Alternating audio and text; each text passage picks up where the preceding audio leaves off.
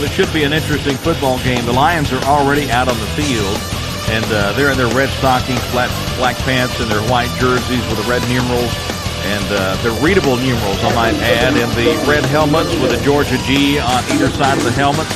And Forney in their traditional black pants, black jerseys with the gold numerals and black helmets. Excuse me. And the Forney Jackrabbits, rich in tradition, moving up to 4A, and it's probably not going to take them long to regain their status as a powerhouse in high school football, just because they're so used to winning, and now they're at a different level, and it's just a matter of adjusting and the numbers catching up with you. And I think that they're probably going to be right back there, but then so is Greenville. Greenville's won the toss of the coin and elected to defer to the second half, their choice, and so now they give Forney the selection, and so they're going to be defending the north goal, and they'll be receiving the opening kickoff, and the Lions will be kicking from our right to left, and the Forney Jackrabbits will be coming out here probably before long, and then we'll have the national anthem. So we will take a break, and then we will be back when Greenville Lions football continues in 2 minutes. Welcome back to Citibank Stadium, where the Greenville Lions and the Forney Jackrabbits are getting ready to tee it up for a very important district football game. And this ought to be something. The stands are full on the home side. Of course, it's homecoming for Forney. And Forney does know how to cheer. They're used to cheering, and they're very loud, and they're going to be very vocal. And that's a good thing for Forney. And meanwhile, the Greenville Lions fans have traveled very well. I do see one seat on the far side with a rose in it, and that's for Lisa Gish, who is unable to attend this evening because she's suffering from a puncture wound in the arm for a flu shot. Oh. Yeah, and bless her heart, some people just can't handle those. They really can't, and it affects them for a couple of 3 days afterwards. So, Rich, I gotta be careful about this. I've got to be careful, but yeah, you got to go home to her. I don't. So, she said she was going to turn it on and listen. I don't know, but she knew that was coming. Well, we gave her enough warning for it. Yeah, she's a delight. And there's any other time she would have been here, but sometimes you just have those reactions, and it's just not a good thing. She'd be here if she could, because obviously her daughter's a colonel. Yeah, in the Flaming Flashes. Yeah, in the Flaming Flashes, they were out on the field early this evening and going through their routines, that they're contagious, and not that they're contagious, but they're contagious. There's a difference. You were scaring me there for a moment. Yeah. But anyway, and look very sharp doing that. So, but the drill team has really had a good year. You know, and the Greenville band has done a great job this year, and I know we've all been very appreciative of those kids and their parents and their support, and all the wonderful things that they've been able to do this year, and just have really added to the enjoyment of coming to the games, both on the road and at home in Greenville. Lions are ready to tee it up. Andrew Tarrant is waiting on the official to hand him the football, and one of the Forney representatives is headed to the far side. I think they just now have come up with a third member of the chain crew. And sometimes it just happens you come up short of men, so you kind of go up into the stands and say, hey, we need a volunteer. And yeah. We'll give you a hot dog at the end of the game. Yeah. If there's any left, there's CC's Pizza here, I can tell you that. Eric Akers brought CC's Pizza all the way from Greenville, and man, it's been delicious. And then there was CC's Pizza downstairs because they also serve it here at Citibank Stadium. Andrew Tarrant kicking from our right to left. There is a pretty stiff breeze out of the south, so it'll be behind him as he kicks off. Forney Jackrabbits have three people deep standing at the 10-yard line. Here is the approach from Tarrant. Gets a pretty fair toe into it.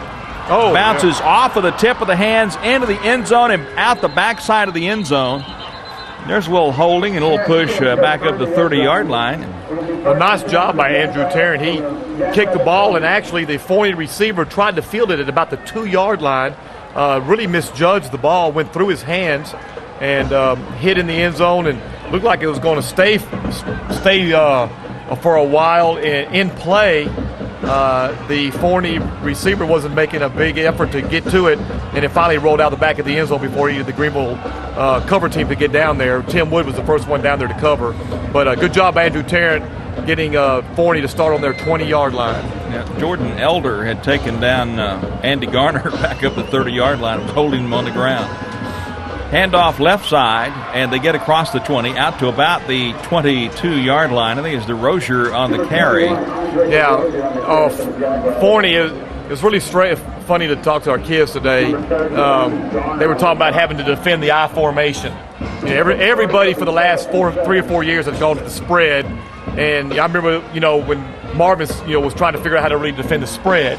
Now we've got to go back, as the kids call it, to this old school offense, to defend the old school offense. So, second and 8 play for Forney. Penalty marker is down. Quarterback rolling to the near side, under pressure, tucks and runs, and is bashed hard at about the 24-yard line as the quarterback, Landon Hartwick, and there's a penalty marker across the field. Coach Cordell is out on the field. Yeah, there's signaling offsides against Greenville. There was a little movement right before the ball was snapped. I thought we had got back on side, and gotten back. Obviously, the officials saw it different. They'd run a little bootleg. We had early pressure for Mark Mosby for the first sack. Quarterback was able to get loose and pick up a little bit, but all for naught, which 5-yard penalty, which brings it up to 2nd and 3 now. At about the 28-yard line. 2 receivers to the near side. Tight end is to the near side. I formation behind Hartwick. Pitch goes to the tailback. DeRozier has got the first down and breaks out far side of the 40. He's at midfield down the far sideline. Spigner knocks him out of bounds. They'll mark it at the 33-yard line of Greenville. Well, that was just an old sweep to the weak side. Our defensive end, I'm not sure who it was on that side, had a shot at him early, just flat ran past him. I mean, I don't know. That was Mosby. It was to Mosby's side. Mark just ran past him. He just looked like kind of stuck an arm out, and usually Mosby's real sure on that. That could have been for about a 2-yard loss. But they pick up a big gain. Tailback, was it DeRozier? DeRozier has got some pretty good speed. Well, he's 6 feet, 200 pounds, so he's got some power to go with it. 1st and 10, double tight end formation. DeRozier is the lone setback. Receivers wide to either side. Handoff to DeRozier, and penalty markers are down at the 31-yard line. And DeRozier is hammered at the line of scrimmage. Pierston McIntyre, one of those Lions that are in there. There's another flag down. It looks like this is going to be the same scenario as far as all sides against Greenville. And we're getting some movement, but I'm not.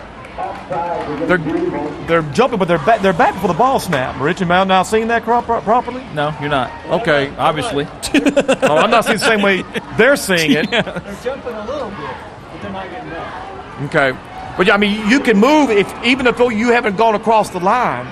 When the ball snapped, you're not offside. Yeah, you can move, you just can't get across the line. Pitch goes to DeRozier to the far side. Hold at the 20. Down the far side at the 10. Stumbles across the 5 and out of bounds. They're going to mark him back at the 6-yard line. Well, that's just Gray, I think, with a tackle. Yeah, just good old-fashioned power football. Again, they ran to the weak side.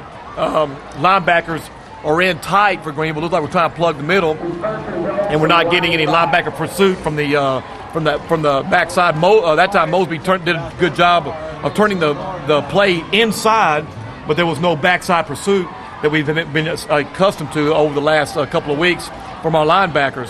Linebackers going to get a lot more active in this game. 1st and goal just outside the 5-yard line. Pitch to DeRozier. Runs to the left again. Falls into the end zone. Touchdown, Forney.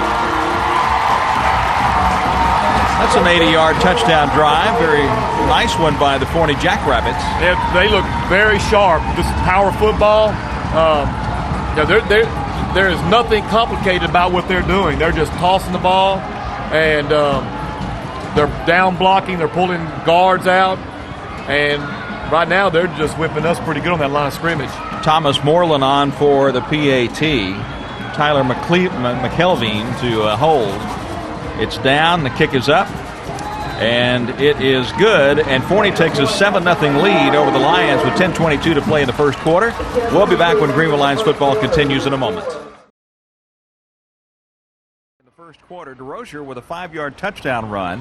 Forney uses 4 plays to go 80 yards in a minute and 38. DeRozier with 4 carries for 70 yards. And they lead Lions 7-0 here in the first quarter. Here comes that the group comes up to the ball to scare it, and then they back off. And now the Lions are in trips back at about the 11-yard line, as McElveen was going to be kicking off into the wind. Little squibbler goes to the far side, very well kicked into the end zone, and it's still who just barely rolls out the back side. Yeah. Don't do that to me. I'm too old to just let it watch there and just barely roll out the back side before you do anything with it. Well, going back to that last offensive series, Forney's, their offense is not very complicated. It's just kind of line up in the eye. They got that one back they feature, and it was just kind of toss. They ran a couple of ISOs up the middle. We did a nice job on that. But when they went off like to their power series off tackle, man, I tell you what, they were there in a hurry. I don't know where our secondary was, but somebody stop me. Yeah, but it was they got after it pretty good. Casey Ludford from the shotgun coming to the near side, pitches across the 20 and down to about the 23 with a penalty marker back at the 19-yard line. It's going to be an interesting call. Oscar Lloyd of the carry. Number 22, Oscar Lloyd. Coach, that is so cool that holding is the call against the Lions. Oh, my goodness, Rich. We've gone through this 1,000 times. Yeah, well, it's over, in front of the Forney bench, and it's away from the Greenville bench. And, well, every one of them, But, these are the things that, like I said, there was just kind of a scrum. I don't know who could have been holding, but. Well, the Lions have been plagued with that pretty much a lot of the season, the holding calls. They really have, and, it's one of those things that's very frustrating to watch, and sometimes you just think, what are they seeing? Are they saying the same thing we're seeing? But 1st and 20, Ludford from the shotgun with twins to either side, looks over to the far sideline to Coach Cordell. Gets the signals. Coaches over there mimicking each other, so nobody really knows who's giving out the true signal. Lloyd shifts over to the near side. Lions moving right to left. Lloyd with a handoff goes right, trying to get back inside and cuts inside the 10 to about the 12 before he's pulled down. About a 2-yard gain, maybe 3. Well, I know that Coach Cordell was saying that Forney's defense was not very big, but they're very scrappy. They're very intense, and they really get after you. They give you a lot of different looks, a lot of different fronts. They are well coached, do a lot of different things to make up for the lack of size. 2nd down play. They need to get to the 30 to get a first down. Handoff right side, across the 20-yard line to the 30, and backpedaling across the 30 and to the first down goes Eric Johnson to the 32-yard line. Eric Johnson he was hurt for about in the middle of the preseason and a couple of the early games in West Mesquite. He was hurt and just now coming back. I think played a little bit last week and playing this week, and he's getting healthier and healthier every game. And he was a welcome addition. We really needed that right there to get us out of the hole. Ludford from the shotgun. Now they pull up and look to the Greenville sideline. Now there's 3 different coaches signaling in. Okay, so somebody's live this quarter. Yep. Twins to either side. Ludford wants to throw, rolling to the near side under pressure. Throws it away to the far sideline. Was trying to roll out of the pocket. No penalty marker. Now it comes out. The referee throws it. So this will be intentional grounding. Man, that's loss of yardage and loss of down, I believe. Well, I thought it is. I thought he rolled out of the pocket to the near side and then ran back into it. He had actually come out of the pocket on the initial roll, then he went back to the middle of the formation. When he actually got rid of the ball, he was in the grass. But again, like I said, 3 steps forward and 1 step back. And just they need to get to the 43-yard line of Greenville to get a first down. The ball is back at the Greenville 18. Twins to either side. 2nd down play. 8:41 to play first quarter. Ludford wants to run with it up the middle, across the 20 to about the 22-yard line. Not much there. Yeah, it's going to bring up 3rd and long as just a little quarterback counter. And again, we'll probably just try to get what we can and just punt this thing and see if we can get out of here without getting stuffed too deep here in our own end zone. But like I said, Forney plays a lot of games, a lot of stunts, very aggressive on their defense. But right now, we are our own worst enemy in this game so far. Trips to the near side. Ludford rolling right, wants to throw. Pulls up, throws it deep down the far side, and out of bounds at about the 38-yard line of Forney. Yeah, a Greenville receiver, I can't tell. I think 32. it might be Ronnie Stanton had actually broken and gotten behind the Forney secondary. The throw was about 2 steps too far in front of him. If he could have gotten to it and made the catch, it would have been way enough for the first down. Could have been maybe a foot race to the end zone. Well, I don't think it would have been if he could have gotten the ball because he was already leaving the defender. Yeah. With the wind, I think he would maybe been overcompensating for the wind, which is pretty stiff out of the south-southeast. Tarrant back at the 10-yard line. Oh, man. End over end punt. Bounces at the 41 and then just takes a hard bite at the 38-yard line. And that's where the Forney Jackrabbits will set up shop at their own 37-yard line, leading Greenville 7-0 with 7:49 to play first quarter.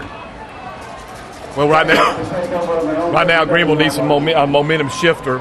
Forney's got all the momentum right now. Of course, they had a real good series, the first series on offense, and had a good defensive stand. Of course, that was aided by 2 Greenville pennies, a holding penalty and an intentional grounding. So right now, Greenville's offense, I think we can move the ball on them, but we're going to have to settle down and stop the mistakes, play some solid defense here and get the ball back. Well, the defense has been the strength of the Greenville Lions football team, so it's just a matter of time. Pitch goes to DeRocher, comes to the near side, nice and play. he is chopped down by number 20. Oh, I'm sorry, it's a new running back in the ball game. I'm sorry, thank you, Earl. Earl was pointing out that Peter Smith was the running back that time. That was a great play by Justin Davis, number 70, our nose guard. Looked like Greenville had a slant on. He came through hard between the center and the guard, got through there, was able to cut the running back down for just about a 1-yard gain. Excellent play by Justin Davis on that. 2nd and 9, the ball just inside the Forney 40-yard line. Trips to the far side. Hartwick from the shotgun. A little screen out to the near side. Caught by Smith across the 50, across the Greenville 45, and hit hard and knocked out of bounds at the 45-yard line at Greenville for a first down. Hit hard by Eric Johnson. That was a little half roll, half screen, executed pretty well. But now, Rich, I hate to get started, but if they're going to call holding on Greenville, they need to call holding on Forney. No, you got to remember it's because home. They had 2 guys on holding one of Greenville's defenders, and they were holding it. Homecoming, and it's at home. Yeah, and they're going to get all the breaks. I realize all that. Double tight end formation, 1 lone setback. That's Smith. He takes the pitch, goes over the middle, spins across the almost to the 40-yard line. A nice 4-yard gain on the play for the Jackrabbits. Yeah, that was a double tight, 1 back, just like a little toss. Looked kind of like the old days with Eric James and or Craig James and Eric Dickerson with the Pony Express when they would line one of those guys up and flank one of them and just continue to run the ball. Forney likes to run the ball. In their passing game, looks like it's kind of a short screen rolls, things like that, real high percentage passes. But they want to run the ball. They're a power football team. They got some good-looking offensive linemen, kind of short, stocky, and move pretty well for big men. Tight end is to the far side. Play action, and Hartwick is cut down. Jermaine Hamilton back at the 50-yard line with a sack. I tell you what, that was a nice call by the Greenville defense. Jermaine Hamilton is an outside linebacker. They brought him in on an open-end blitz. He was uncovered, and they were wanting to set up a bootleg, and we had the exact right call at the right time. Great job by the Greenville defensive coaching staff to call that particular stunt. And something we really needed to get these guys and stop them. We got 3rd and long here, so we need to do a good job stopping them here and get this ball back and get a little confidence in our kids right now defensively. 3rd and about 15 for Forney from the 50-yard line. Hartwick rolling to the near side, throws it back to the far side, and dropped at the 45-yard line. I was going to say. And Coach Cordell is saying that it was a lateral. I'm telling you. Oh, man, they sure did blow that down in a hurry. I'm not sure where he was when he threw that ball, but that was close to a lateral. It was close. Was it Earl? Okay. Earl says he doesn't know. Well, Dr. Housewright was looking right at it. and he said it was a forward pass, Rich. So he's a little more objective than I am sometimes, especially when it comes to Greenville football. Ted Spillman is back to punt for Forney, standing at about the 36-yard line. Forney leads at 7-0 over Greenville with 5:32 to play first quarter. Lions have 2 men deep. Gets a good snap. Line drive punt caught on the fly with a fair catch by Oscar Lloyd at the 23-yard line. 1st and 10 for the Lions, so the Lions defense stands tall. Good job by the Lions defense that series. Of course, they didn't give up the big play. They had one pretty big play with a little screen pass roll out to the side. But then Greenville came back and stopped him twice. And the big play by Jermaine Hamilton on the 2nd down, which put him in 3rd and long. And like I said, good job by the Greenville defense. That's going to help get those kids settled down and get them playing. And now it's time for get the Greenville offense get cranked up, get moving a little bit. Ludford rolling to the right on the option and is going to be dropped. Little face mask pull at the 21-yard line, and the flags fly. Well, good. Maybe, I don't know, Rich, it might be holding against Greenville the way things were going. Let's see what the personal foul, face mask. 15-yarder, good. Forney. Okay, that'll help get us out of here. That'll get us up to about the 38-yard line or so. The personal foul is the 15-yard variety. Oh, yeah. Okay. Yeah, it is. So waiting on the umpire to mark it off. 5:20 to play first quarter. Greenville trailing 7-0. And that was the biggie. Was an incidental contact because obviously you see his chin drop. His face just dropped to the ground. Yeah, they pulled him down by his face mask. And I know that Forney's, I think their game plan is geared really to stop Ludford. I mean, he's the one that's really for opposing defense. Handoff comes to the near side, across the 40 and then down to the 43-yard line. I think that was Oscar Lloyd, but nope, it was not. Yeah, it was. It was Oscar Lloyd kind of sneaking his way through for about 3.5, 4 yards. But it looks like the game plan really for Forney is to they're going to stop Ludford from running. He's the one that's, when we have been at our best offensively, Ludford has been the one that runs and has done well. And it looks like I'm watching this number 12 is like a middle linebacker, but he looks like a spy on Ludford. Looks like he's just everywhere Ludford goes, he's going with him. Nick Spigner in the ball game now. Takes the handoff up the middle, gets across the 45 to the 46. It'll bring up 3rd and a couple for the Greenville Lions. Well, Nick Spigner, the best thing about him, he's strong, he's powerful. We've talked about him before. And what he does best is just get right up the field. And, you know, if they're going to key on Casey and not let him run tonight, you know, we've got some people that can hurt him. You know, Spigner can take it up the middle in the power game. We know Oscar Lloyd and Eric Johnson can run pretty well in the corners. So, you know, I'm sure we'll adjust as the game goes on. Twins to either side for the Lions. Ludford gives it to Spigner with a first down across the 50 out to the 49-yard line is where they'll mark it on Forney's side of the 50-yard line. Well, it looks like Greenville's offensive line now starting to, I say assert itself, but we're getting a little movement. We're getting some consistency from the play of our offensive line. You know, that's a group that's really starting to gel or have been gelling over the last 3 games, and I'm seeing that maturation process continue. And like I said, this is good news for Greenville. They're going to key on Casey, let our running backs do the work. Ludford from the shotgun. Keeps it right side. Across the 45, the 40, down the middle of the 30, at the 25, and knocked down at the 21-yard line, 1st and 10, Greenville. Well, that's what Casey does. He hurts you. I know that Forney was concerned about him. They said they were concerned about him, and they have good reason to be. You're not going to hold him all night. I think Greenville's done a good job. The last 4 plays, running back. Casey pulls it, tucks it up, and it doesn't take him long to get rolling in that secondary. He is a quick young man, and his football playing ability has been growing every week also. Ludford keeps it.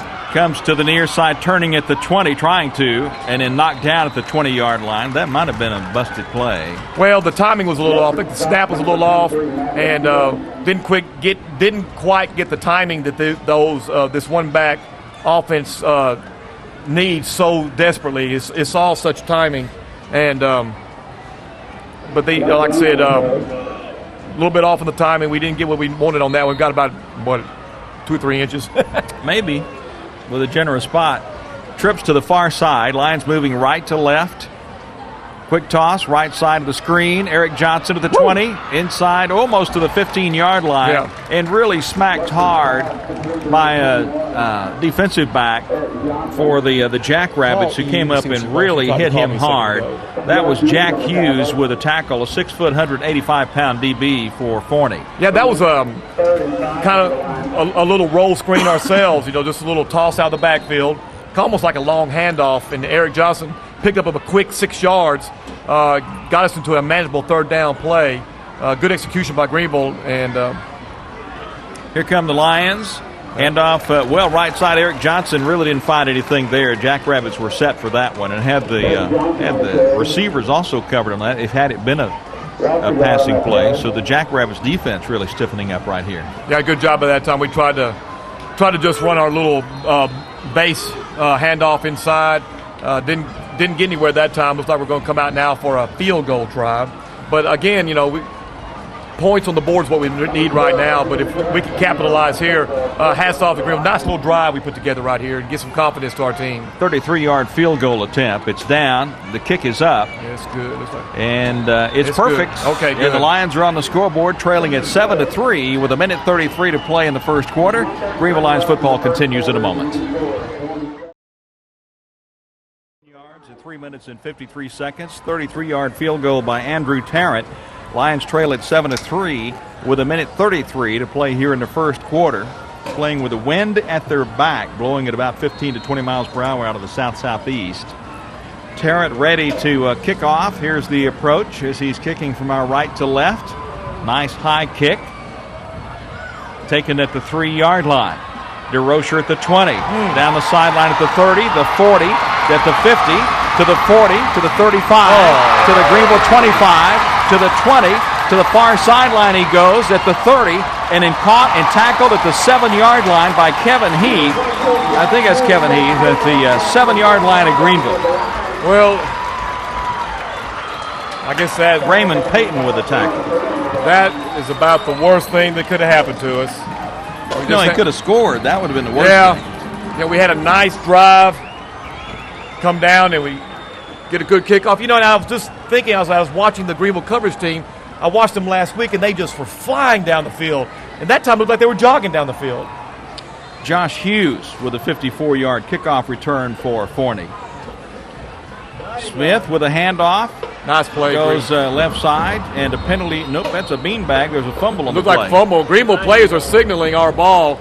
A 90-yard kickoff return. Sorry. Okay, it looks like it's going to be still going to be Forney's ball, but I think it was Mark Mosby, 40, 54, 54 from Greenville. I'm not sure who that is. Was in there in a hurry. Here come the Jackrabbits on a 2nd and goal play. They're backed up to the 8-yard line now. Pitch goes up the middle, and the Lions stand him up and knock him down at the 7-yard line. A new ball carrier in. This is Andre DeRozier back in. It looked like they might have running back by committee. Well, the 2 plays in a row, Greenville has stood tough from the 5-yard line. They stuffed them twice, making a stand here at the after this long kickoff. It's 3rd and goal from the 5-yard line. It will be a victory if we can just hold them to a field goal attempt here. And the quarter is going to run out, and Forney is going to go into the second quarter leading Greenville 7-3. And we'll take a timeout and be back when Greenville Lions football continues in a moment.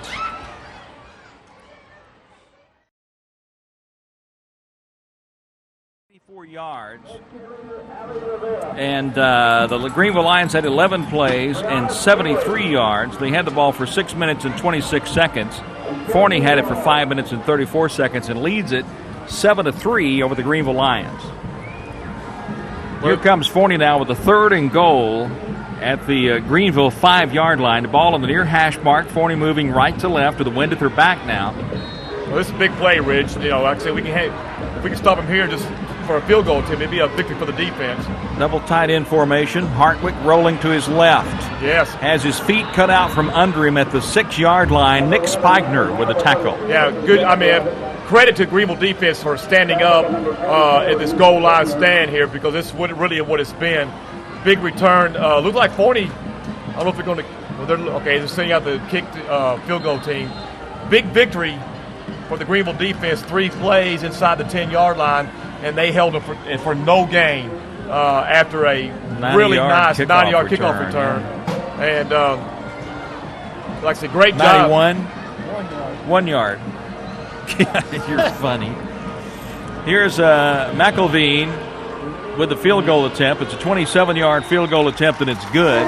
10-3. Forney leads it over the Lions with 11:12 to play in the first half, and we'll be back when Greenville Lions football continues in a moment.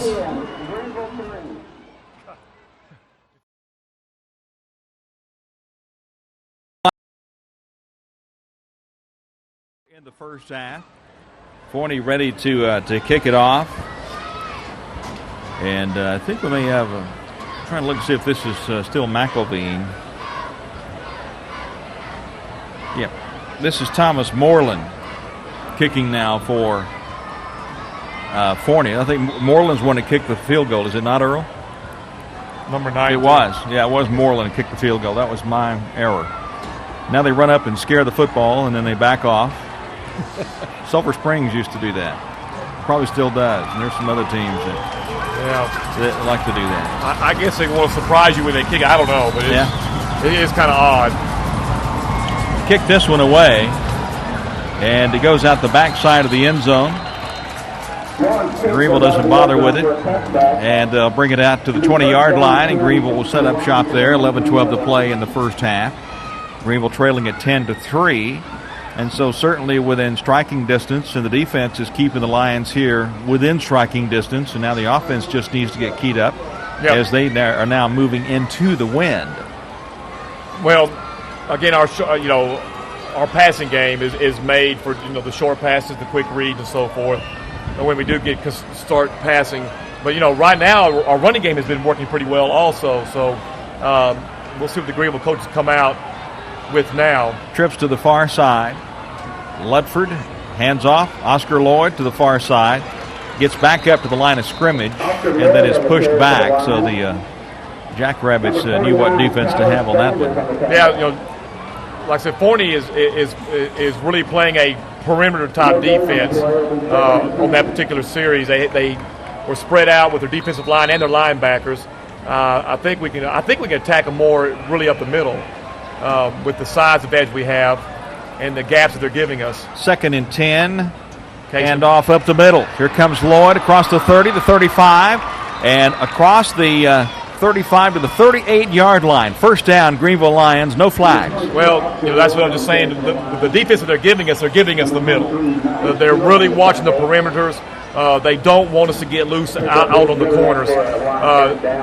So if they're going to give us the middle, like I just said, let's take the middle. We pick up a quick 18 yards. I think we can do that to them all night. We're staying the same defense, which is really, like I said, really spreading the field with their defense to play the corners for Ludford, actually. Ludford keeps it over the left side. In trouble, tries to cut back to the right. May have lost a yard on that play as they had a little homecoming party. Yeah, a good job by the Forney defense. Again, we're trying to get on the corners with our speed, and they're playing the corners a lot. Like I said, they got a lot of people out there. So I still think the best attack for Greenville right now is to just keep attacking the middle of the defense. It seems we've gotten the most yards just right up the middle so far. 9:55 to play in the first half. Timeout is called by Forney with 9:53 to play in the first half. Greenville trailing at 10-3. We'll take a timeout. Greenville Lions football continues in a moment.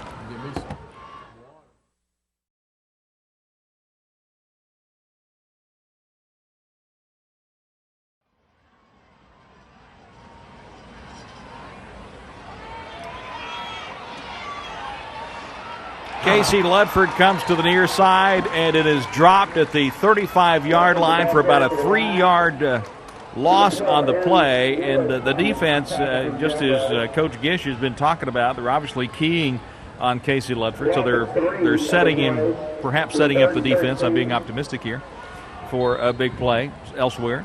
Yeah, like I said, Casey is the biggest threat we have on offense with him running. He's our biggest threat running the ball. So, like I said, I think they're going to give us other things, but they're not going to let Casey just take off and run on us all night. 3rd and 13. Oscar Lloyd with a handoff, far side. turning at the 40, puts his head down and drives forward to the 43-yard line, and does not get enough for a first down. It'll bring up fourth down at about 6, maybe 7 for the Lions, but a nice run by Oscar Lloyd. Good job by Oscar. Got a little bit into the secondary and met one of the safeties from Forney. Had a nice little collision. I think Oscar actually won the collision and was able to get about 2 or 3 extra yards, but still left us about 5 yards short of the first down. Andrew Tarrant kicking into the wind. And back deep for Forney is Josh Hughes. High kick. Wind holds it up. Bounces at the 34-yard line. Takes about a 2-yard roll to the 33. That'd be a 1-yard roll if my math is correct. Well, they spotted at the 32. Okay. So I did good. You did good, Rich. You did good. Well, at least we're not going to start on our own. Let Forney start their drive on our 5-yard line this time. We've done a little bit better job of handling and containing, not getting up the big return. But, Forney's one of those kind of teams that are not going to quit on you in any phase of the game. They're very well coached. They execute pretty well. And, Greenville's going to have to play this ball game all the way tonight to get this victory. 25-yard punt by Andrew Tarrant. Hartwick pitches to the tailback, Smith, who drives to the middle and drives forward to about the 35-yard line for about a 3-yard gain. Yeah, again, Forney's just kind of lined up in that I formation again that time with the classic, fullback, tailback look. And just kind of the toss ISO, just toss the ball. He just sees what he can get in the middle of the defense. That time, linebackers, Spigner and Daniel Coleman and Justin Davis were there to meet him, our nose guard. So, like I said, good job holding up the middle. Where they hurt us is when they start attacking the perimeters of our defense, when they have broken the big runs early. Smith is a 5'6" sophomore. 2nd and 7 for Forney.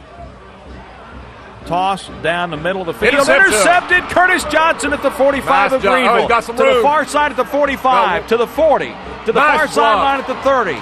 Down the sideline at the 25. And then out of bounds at the 20-yard line of the Forney Yellow Jackets with a penalty marker back at the 25. And now they move it to the 23-yard line. Well, first of all, I'll comment on the penalty in a second. Let's see what the flag is. Personal. Yeah, holding. I'm not sure if they did holding or illegal blocking block. the back. But aside from that, and you knew that was going to come, but that play was set up by Martin Almanza coming in on the backside blitz. As soon as he hit, the quarterback let the ball go as soon as he got hit. It floated up, and Curtis Johnson was able to just run underneath the ball and snag it. They were like trying to throw a throwback. I couldn't tell if it was that bad of a throw or just a good hit by Almanza, a little bit of both. But the ball floated on the quarterback, and Johnson made a nice play. Wasn't anywhere. He was the closest player to the ball in the air, and had a real nice return. Unfortunately, we had a illegal block in the back. I watched the replay on Tuesday on Juice 34. I think that he may have gotten to him and hit him, took a little bit off of the ball. Yeah, and it floated on. It was a good spiral. Second down. Yeah, it should be first down. I don't know what the deal is there. It looks like they're changing now. He was setting the little chain marker over there. But this is a big play. We really need to capitalize on this right here because we don't get these chances many times. First and 10 for the Lions. Ludford under pressure, rolling to the far side and pulled down for a loss back at the 40-yard line, and they were all coming after Ludford. Well, they're not going to give him any time. Like I said, they're just all over him, and we're going to either, number one, change the blocking scheme, or we're going to have to designate who we're going to throw the ball to, because as many people as they're bringing in on pressure, somebody is open. Their secondary is just kind of playing a 3 deep, and they're bringing a lot of heat. And so they're hoping they get to him faster and he can get rid of the ball. They need to get to the 23-yard line. They've got it at the 40. Ludford at the 35 to the 30, and then knocked down at the 29-yard line. Will bring up third down and about 7, maybe 8 for Greenville, who trails at 10-3 with 6:36 to play in the first half with the clock rolling. That was a good read by Casey that time. Was able to pick up about a quick 8 or 9 yards after the big loss. But again, this is really an important drive. We really need to pick up some points here. At least a field goal, just to keep the momentum our way and to keep things going. big third down play here. Twins to either side. Ludford hands off to Spigner. He drives down to about the 26-yard line. Not enough for a first down. A gain of only about 3. And it'll bring up 4th and about 3 for the Lions. Yeah, looks like we're bringing. Looks like we're going to go for it, Rich. Looks like we're going to go 4th and 3. Going to see if we can get the first down. They feel pretty good about their chances here. I guess they feel pretty good about where their defense is playing right now. Well, it's going to be too difficult to try and kick a field goal into the wind as stiff as it is. And not far enough to punt. Yeah, it's not far enough to punt. So big play here. But it looks like we got some confusion. They need to call a timeout here and make sure we get everything straight. Play clock's at the 5, 4, and now they do call a timeout. Yeah, with 2 seconds, and I think smart. that was his plan the whole time. 5:28 to play in the first half. Greenville trailing at 10-3. We'll be back when Greenville Lions football continues in a moment. Looks like maybe going to see what the defense is going to give them that time.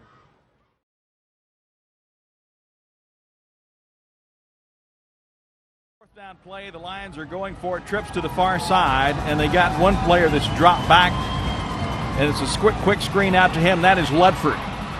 And he gets the first down at about the 21-yard line. And he absolutely paid for it. Yeah, but he got it. That was C.J. Nelson, I believe, was the backup quarterback. Yeah. And they're going to have an official measurement, oh please. So we got to have a Greenville player down. We've got the first down, but I hope it's not Casey, but somebody's down right now. Is it Ludford? They got popped pretty hard. Yeah. And Ludford was standing up straight when he went in there. 5:21 to play here in the first half. Greenville is trailing at 10-3. And they had lined up with trips to the far side. Ludford was lined up behind that preset little screen, little bubble screen they had out on the far side. He was standing up straight, and he And just disappeared. man, they came up. I'm not sure who it was came up and hit him, but they hit him hard. And so they're tending getting up to the player. Yeah, it's one of those where you just kind of go, okay. Well, if I know Casey, he'll take a play, maybe 2 plays off, and he'll be back in there pretty quick. You're not going to keep him out of this game very long. 10-3, Greenville trailing it. And the Lions may have called, let's see, they got still have 2 timeouts left. So they didn't call a timeout. No, but like I said, it sets us up on the 21-yard line going in. And C.J. Nelson. Down. Yeah, first down. C.J. Nelson now is the quarterback, backup quarterback he's in. And he's been doing a fine job. Yeah, he's done a good job this year for us. And penalty markers fly before the snap of the ball. And unfortunately, it's going to be on our center. He rocked right before he snapped it. False start. Of course, it's one of those deals where you got a new quarterback in, a little bit different rhythm. CJ does it differently than Casey does, and you just cannot anticipate. No, and like I said, as scrappy and as aggressive as they are defensively, when giving up 5 yards to them the easy way, it just makes our job a little bit tougher. C.J. Nelson gets a high snap that's outside, and he goes back and recovers it at the 40-yard line. So a loss on that play, and they'll mark it right at the 40-yard line, almost mid-center between the hash marks. Yeah, that was a big loss, about 20 yards, 20-yard loss. Ludford's back in the game now. But, well, that won't matter if the snap's not going to be there. It doesn't matter who's back there. Yeah, this is Kareem Abdul-Jabbar. I don't think could have gotten. Well, yeah, this is an unfortunate series right now. As we were looking pretty good. Now we've got a long way to go. Golly! And another high snap. Ludford picks it up at the Greenville 45, throws it deep down the field, up for grabs, and one of the Lions almost came up with it. Marty Almanza back at the 24. Yeah. So it's we're. I don't want to. A bad snap. You need the center in there because of his blocking abilities. He's a good snapper. I'm just not sure what goes mental with him on these occasions. Yeah, but we have a new center in the ball game now. Brandon Mackins has come in, is playing center, but that's 2 in a row in a very critical series here. They need to get to the 11-yard line to get a first down. It's 3rd down at the 40. Quick toss, far side, Eric Johnson to the 35, and then gang tackled at about the 33, maybe the 32-yard line of Forney. Will bring up 4th down and a real long for the Lions with 3:53 to play here in the first half. Greenville trailing at 10-3. Yeah, it's really unfortunate that we had worked so hard to get the first down. Casey took a big shot, and then we had three consecutive, a penalty, and then 2 bad snaps that just put us in a bad situation where we might have had a chance at least for a field goal attempt. But, it's going to bring up a 4th down. We're going to try to have to punt it. Well, you had a false start on the center. Yeah. And then you had two bad snaps in a row. And, just killed us.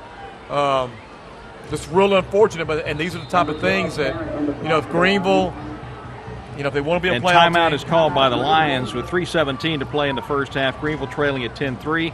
We'll be back when Greenville Lions football continues in a moment.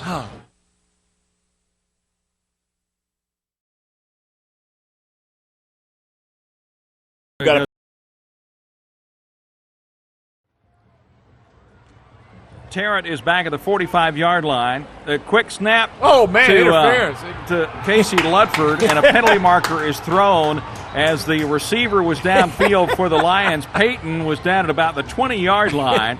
That's going to be a 15-yard penalty and an automatic first down, even though the pass would not have made the first down. No, that was really a great call by the coaching staff. Casey was playing the short back. They snapped it directly to him, and he threw it to Raymond Payton, who is, you hear the term gunner, which is one of the wideouts that covers the punt to contain the punt speed return. Guy, yeah, and he does have some speed. But that what they call it holding is actually a pass interference. The ball was in the air, and but it's going to be an automatic first down. So, we go and we mess ourselves up, and now we start over where we were at the beginning of the series on the 22-yard line, first down. But holding is they mark it off 10 yards from the spot of the fouls, but it is an automatic.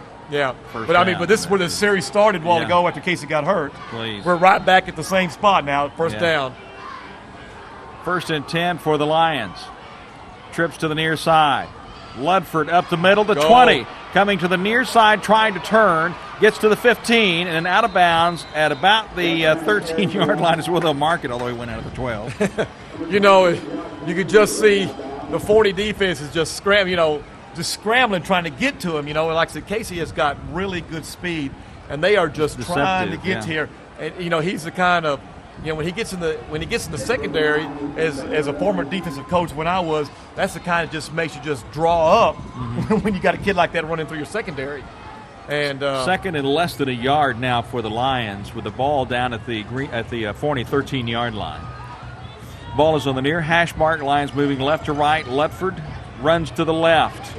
Cuts back inside and falls across the 15-yard line, short of a first down, and may have lost about a half a yard. It'll bring up third and about a yard. Yeah, really a slow developing play, but give the Forney defense a lot of credit.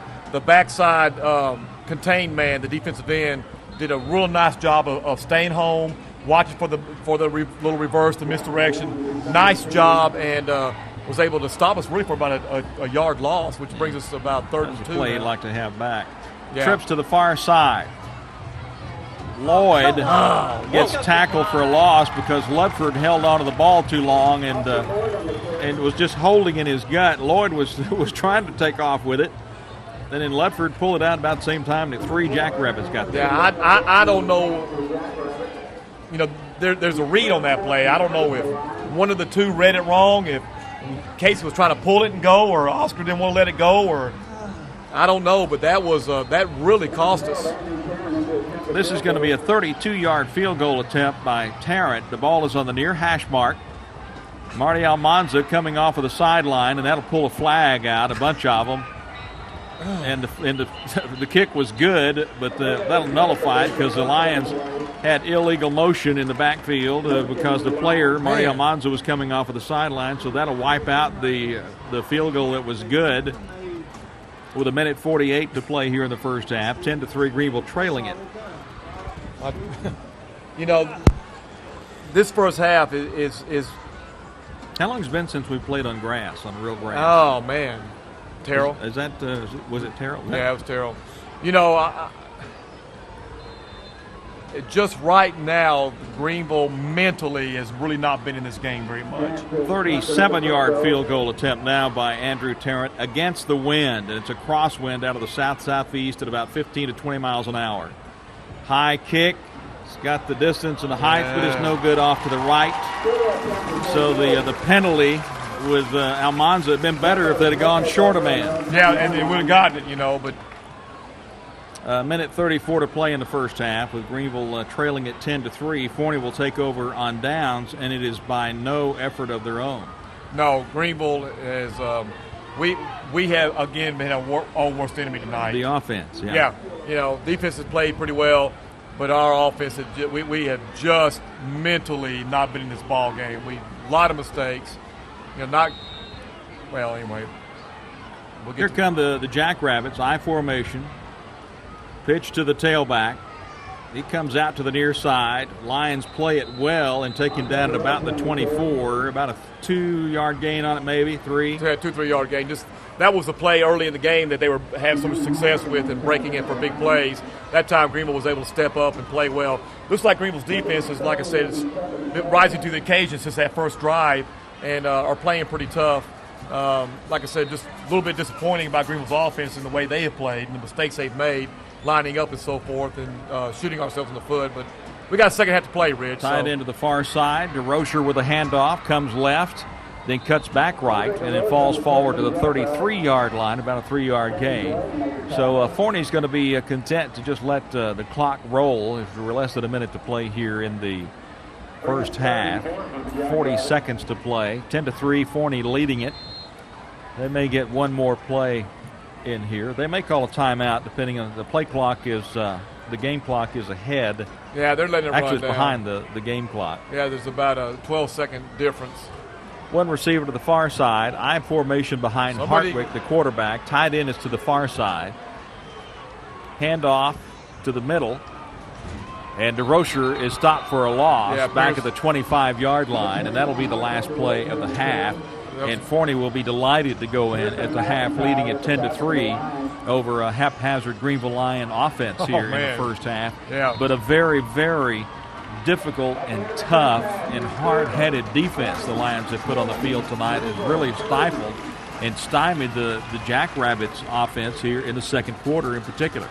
Well, like I said, Greenville offensively, we've been our own worst. Red stockings, black pants, white jerseys, and red numerals and red helmets with the Georgia G on either side of the helmets. And some of the Lions coming out pretty fired up to start this second half of play. Defense has played very well in the first half, just as they have all year long. And the offense has just got to get in sync. And then we've got a new ball game in the second half. I agree. Like I said, this ball game, and this, like I said, this is, this is a ball. This is anybody's ball game. Either side can take this ball game, but I agree with you. I think the defense, the Forney came out, just kind of hit us in the mouth and just boom, boom, boom, and they were in the end zone. But since that time, we've made some adjustments defensively. And like I said, what do we have since their opening drive that was 74 yards? And after that, for the rest of the first quarter and the second quarter, they had a net gain of 22 yards, I think is what we said, or something like that. Yep. So, hats off to Coach Cardell and his defensive staff. Kept us right in this game. And, again, offensively, we played well as spurts. We have moved the ball. We've done some very good things, and we've done some things that hurt us. But, the things that we've done that hurt us are very correctable. And we can get back in this ball game and get this thing going our way and get out of here tonight with another victory in district. And some of our fans that might have been at the game last week, I don't know if you said this a while ago when I was off the air, but there was a kind of a surprising halftime score in Highland Park. Yeah, at this game it was announced. Of course, this will be aired on Tuesday night, but at the half, Highland Park was leading J.J. Pierce 14-13. Yeah, that's just at the half. That's kind of surprising. Everybody from Greenville just kind of looked at each other like, what? Yeah. Just for what Greenville did last week to Pierce, it just. And Pierce has lost 3 district games in a row, and they're only behind Highland Park by 1 point at half. Is just almost unbelievable for Greenville fans. But this is high school football, man. Anything can happen. Well, Earl just told me the last time that Highland Park lost a district game, it was to J.J. Pierce about 3 to 5 years ago. Man, you talking about an upset, and you talk about turning this district topsy-turvy, With Pierce, they've lost 3 district ball games, boy, they turn around and beat Highland Park. That just makes things really interesting for a lot of people.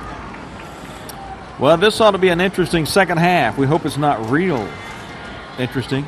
Greenville's trailing at 10-3, and the Lions won the opening coin toss and elected to defer to the second half. And with the wind like it is, what do you? They're going to pick the wind, or what are they going to pick? I think they'll.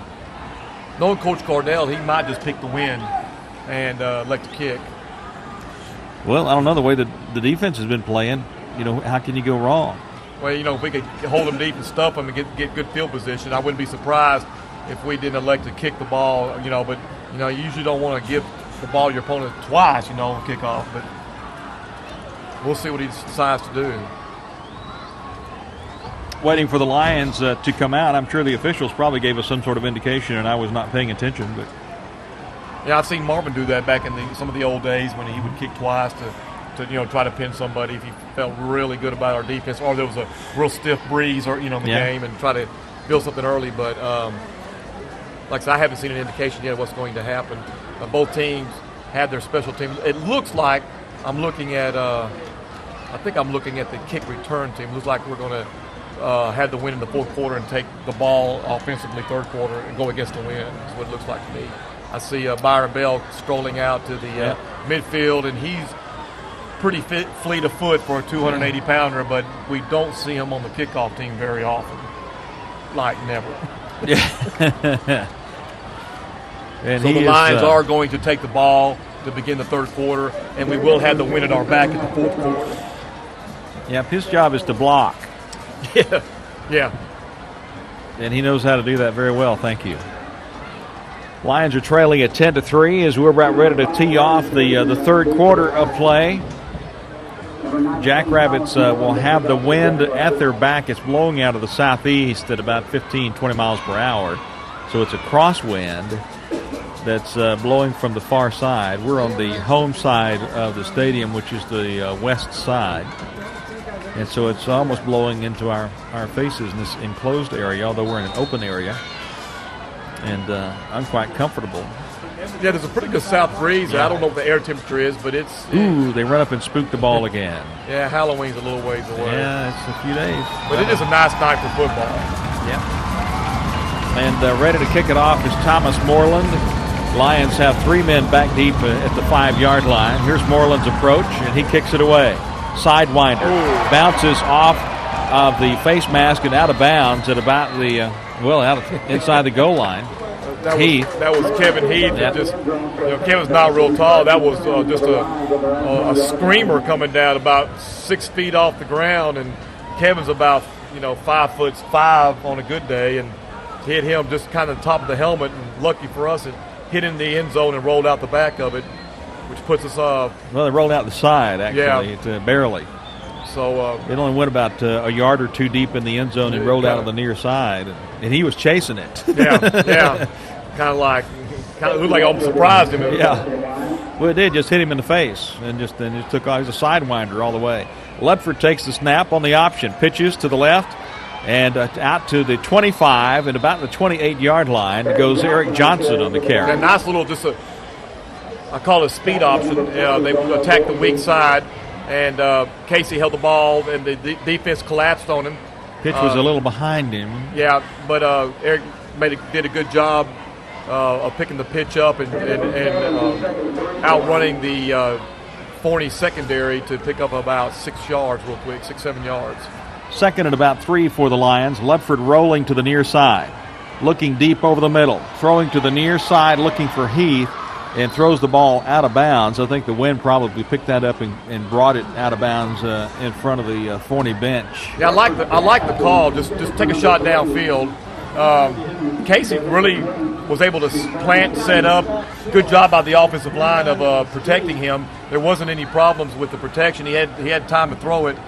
Heath had outrun the secondary, but the pass was like it just kind of got away from him that time. Yeah. But it looks like we can go. It looks like we can go deep on these guys when we want to. They physically can't run with this. 3rd and 3. Ledford keeps it, fumbles it, and may be recovered by the Forney Jackrabbits at the 27-yard line. of the Greenville Lions. Woo. Big turnover for Forney to start the second half of play. They trail it. Greenville does 10-3 with 11:38 to play in the third quarter, and so the Lions defense has to come to the rescue once again. Yeah, that was a play that Casey was just about ready to take off. He had cleared the initial line of scrimmage, had a lot of room. He was going to run about 10 or 12 yards, and somebody just reached up and swiped the ball when he was going past the line of scrimmage. And there it is on the ground right there. And Hartwick from the shotgun raises his right foot. Hands off. Left side, Smith gets to about the 25. That's about a 2-yard gain. And I think that was Shane Gray with a tackle. Yeah, Shane Gray's straw safety, kind of playing a linebacker type tonight with this more of a power attack and playing inside. Him and Mark Mosby were the ones that were able to collapse on the play and keep it for a short gain. Again, just going to have to ask the defense to step up here and hold them to maybe a field goal attempt. 2nd and 8 for the Forney Jackrabbits. Twins to the near side, one receiver to the far side. I formation. Hartwick keeps it over the middle after he bobbled the snap. Yeah, like he had a hard time getting a hold of the snap. Got a minimal gain, picked up a couple of yards, which brings up about a third, looks like about a 3rd and 6. Big play for the Greenville Lions right here. Well, the defense has been playing well, so once again they're being challenged because they're deep in Greenville's territory. And Forney is obviously got to take a shot here because they only lead it by 7 with 10:31 to play third quarter. So they've got to put points on the board. Forney does. Yeah.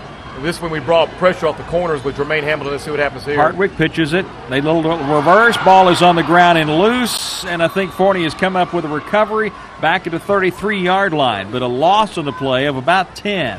Well, you know that.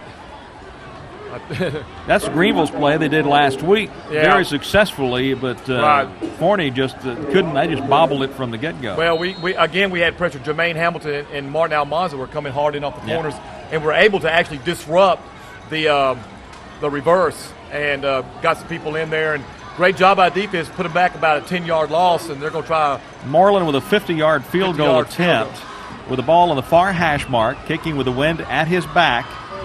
Waiting on the snap, it's down.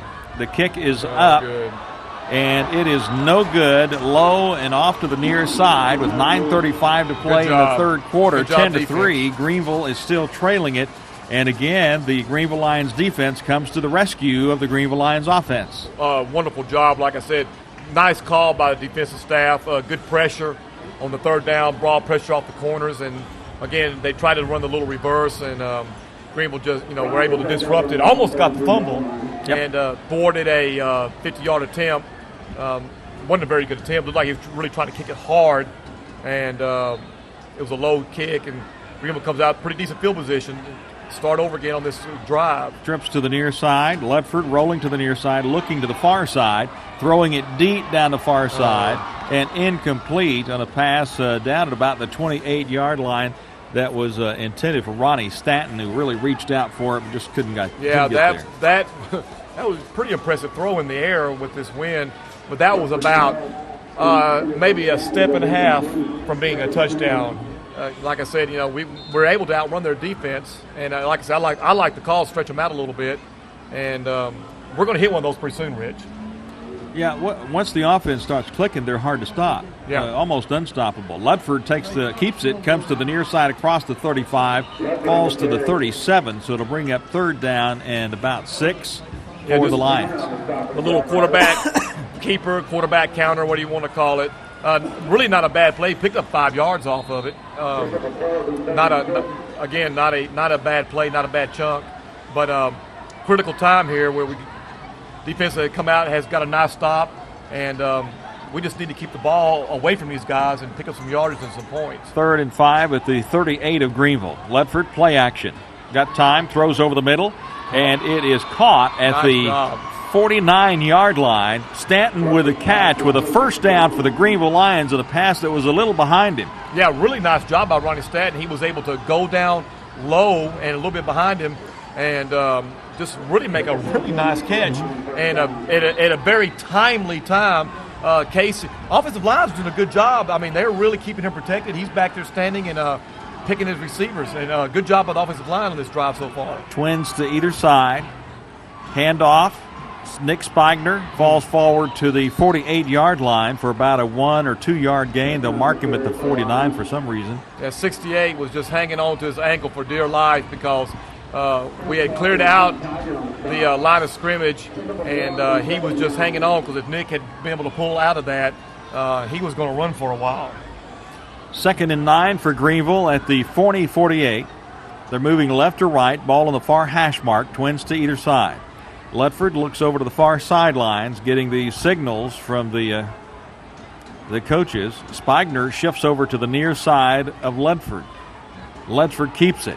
Ledford trying to get down to about the 47, so that's about a 2 yard gain as somebody got a hold of his jersey and would not let go. Yeah, a little quarterback counter, and Byron Bell was pulling to lead Ledford to the play that looks like it was designed to go to the outside, and he cut it up just a little bit too early. I don't know what he saw, but Byron was ready to escort him around the corner, hopefully for a big game. But here we are again, another 3rd and long. 3rd and 8. Ledford rolling to the near side. Throwing deep down the far side. Got a receiver there and can't get the ball to him. Stanton was who he was looking for. And the defender was pretty close by, but not that close. Yeah, but I still like what I've seen from the offensive line. They're protecting Casey. They're giving him some time to throw. And, maybe when we get before the quarter, get that win in their back, it'll make a difference. But I think we've made some adjustments offensively as far as the line play. And, every time he threw the ball in this past series, even though we didn't connect, there was some good blocking by the offensive line, pass protection. Snap back to Tarrant. Little wobbler, takes a sidewinding roll at the 24-yard line. Let's make that the 24-yard line. And so that punt for Andrew Tarrant netted out. Well, what was that, Earl? 22-yard punt by Andrew Tarrant. Andrew's got a pretty high trajectory when he kicks the ball. He gets up high, and when you get one up high like that, that wind is really going to hang it up. Well, he took the sideway bounce, too. It didn't get a roll. It just like it does sometimes. Yeah. Here comes Forney now with I formation, double tight end, one receiver to the far side. Pitch comes to the near side. A little stiff arm by DeRozier, but the Lion defense, Gray, will not let go and finally drops him at the 28. Well, 27. Gray had a hold of his shirt, and I couldn't tell. Almost looked like he was either trying to dance or square dance with him. Homecoming dance. Yeah, so let's do a do-si-do and spin around about 3 times. I'd have gotten dizzy if I swung somebody that many times. But he was able to get him down, but the main thing is he grabbed him and held on. Jermaine Hamilton really did a nice job to take on the initial block deep in the backfield and disrupted the running lane for DeRozier, and Shane Gray did a good job filling in. Yeah, Shane had to wait a while for some help to show up. 2nd and 8. Hartwick rolling right. Pumps once. Now under pressure. Throws it down the far sideline, and the coach makes a good catch in front of the intended receiver. Good job. I can't tell who that is. Maybe Coach Turner. No, it wasn't Coach Turner. It's not Coach Turner. I can't tell who that is. But one of the Greenville coaches really made a nice catch on the sidelines. He did. And I think they had a flashback to their days in college maybe. But good pressure by the Greenville defense. Mark Mosby was chasing from backside. Pearson McIntyre and Almanza had put up some quick pressure and forced him to throw the ball a little before he wanted to. 3rd and long here. Big play, Rich. Hartwick's he's big, he's tall, but he's not very quick. Play action by Hartwick. Rolling to his right. Under pressure again. Throws it away into the Greenville bench again, incomplete. And it'll bring up 4th and long for Forney. And again, the defense rises to the occasion. Rich, I'm going to interject this. My friend Byron Housewright has been listening to the PA system here at the stadium, and they had just announced a score. Pierce is over Highland Park, 19-14 in the 3rd quarter. Go Stangs. Yeah, man. Pierce, that's our biggest friends. Yeah, we loved them last week, and we love them this week. Yeah. Forney is on to punt now with a 4th down play, and the punter standing back at about the 12-yard line. And he got the wind at their back. Rushes on. A little end-over-end punt. Chases Curtis back to the 28-yard line. And he'll go down at the 28-yard line. He never could get his footing on this real grass turf. Yeah, he was really a nice punt by the Forney punter. He was able to get it up in the air, and his coverage team was able to catch up with the punt. It hit the ground and rolled to Curtis. Curtis waited for it, playing it safe, and but the coverage team had gotten in position, was able to make the play pretty quick. But interesting developments in Pierce tonight, Rich. That will, like I said, if that score holds up, that will really that will make it interesting in our district. Well, we just love to watch them lose. Oh yeah, be there for it. 1st and 10 for the Lions at their 28-yard line. First of all, we'd like to see Greenville win this game. Lloyd takes the pitch to the far side and is ridden out of bounds at about the 32-yard line. Yeah, good job by the Forney secondary. Their secondary is really playing close up. They're playing at about 7 or 8 yards, and they're using the secondary along with their interior linemen and linebackers to stop the run. They really, the way they're playing their defense, they're really concerned about our run. And I know that we came out the third quarter, had thrown on them a little bit, and have tried to throw the ball. We haven't been able to connect with a big play, but we're going to hit a big one, I think, pretty soon, just because of the way they're playing their secondary. High snap to Ludford, tosses it out to the near side to Eric Johnson, and so he's caught for a loss back at the 30. Yeah, again, the timing of the play was thrown off by the bad snap, and we got to get that taken care of if we're going to have a chance tonight. Loss on the play, 3rd and a long 8 for Greenville. The ball just on the Forney side of the Greenville 30-yard line. Ball on the near hash mark. Greenville moving left to right, trailing at 10-3. 5:20 to play here in the third quarter. Ludford from the shotgun, twins to the far side and to the near side. High snap over his head. Eric Johnson trying to pick it up, chases it into the 5-yard line, and now finally gets it, and he goes down inside the 5 at about the 4. Man. A high snap that came to the near side of Casey Ludford, and Ludford is screaming at the center. Yeah, I mean, it's killing us. We just, oh man. Well, anyway, just another tough break for Greenville. It just the most inopportune times we're hurting ourselves, and we're going to have to make a personnel change, or we can't survive like this. We just can't do it. Tarrant about 8 yards in the end zone, takes the snap, gets off a pretty nice punt, takes a nice Greenville roll, picked up at the 40-yard line. A little holding. And then knocked down at about the 33-yard line on the return. That time was number 22, Josh Hughes for Forney. Yeah, Forney got away with a nice hold that time. Hughes was able to field the punt.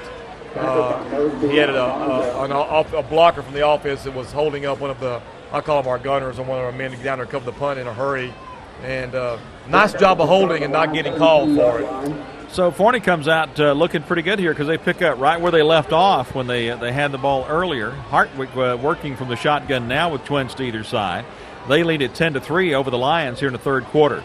Quick toss near side. Ball batted up in the air. Penalty markers fly. Intercepted by the Greenville Lions' Peyton, and he's down at the 7-yard line as he was going after the football. And Earl says it's going to be against Forney. I can't believe it. If it's against Forney, I'll do a backflip. I can't believe it's going to be against Forney. I mean, both parties were going after the ball. But they're going to pass interference against the Greenville Lions. Automatic first down for the Forney Jackrabbits. Yeah. You knew that was coming. No, I believe Earl. Earl is right 99.95% of the time. Well, not here tonight, not homecoming. So 1st and 10 for Forney at the 19-yard line of Greenville. Yeah, I'd like to see that replay because that was... You will on Tuesday night on Juice 34. From the shotgun is Hartwick. Hands it off up the middle to Smith. Penalty marker thrown by the umpire. Smith gets down to the 5 and drives down to the 3-yard line. That's going to be a holding penalty. Should be a holding penalty against Forney. They've been holding pretty well tonight. Okay, good job. And holding is the call. Greenville trailing at 10-3 with 4:08 to play here in the third quarter. Well, it's just one of those. It's just a matter of time. With Greenville breaking out, the defense is doing a fine job. Holding is called against Forney. Forney doesn't have the speed. They don't have the quickness. Hartwick has got good size. He throws the ball well, but he doesn't move well in the pocket. The Lions have got too much speed and too much quickness along the line of scrimmage. And so it's just a matter of time before the defense totally disrupts what they're doing. Yeah, because for some reason they've come out this second half and they feel they can throw on us. And Twins to the near side. Slot back goes in motion to the far side. Hartwick under center. Penalty markers fly before the snap of the ball. Yeah, that's going to be against them. And good job by the Greenville. running back is tackled. Smith goes down at the 28-yard line hard. That's going to be illegal shift charged against the Forney Jackrabbits. And Cordell wants to decline that penalty. And the referee comes over, gives the signal once again, and says that penalty will be declined. It'll bring up second down at about 20. Very, very minimal game. I guess they didn't get anything. So second and long, because I think it was Pearson, McIntyre, and Jermaine Hamilton were able to close quickly on the running back, Deloge, or whatever his name is, DeRozier.